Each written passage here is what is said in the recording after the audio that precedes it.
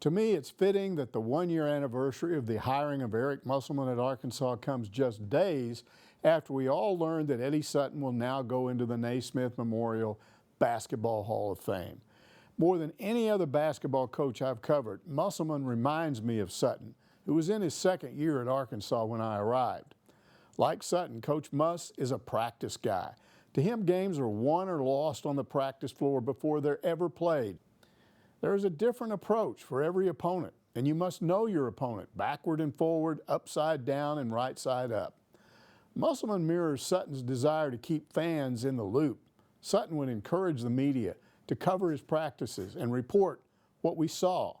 He wanted fans to sit in the stands or watch on TV and know what was going on, right or wrong, and why.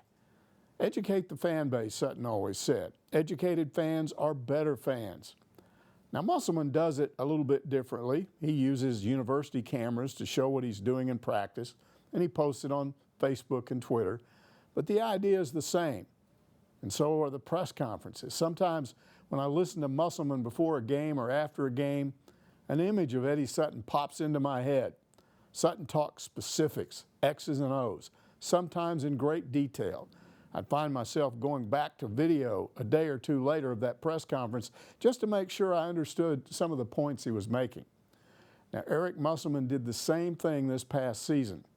Now, Sutton took Arkansas to a Final Four, won 4 Southwest Conference titles with 20 or more victories 9 times, along with 9 NCAA tournament appearances.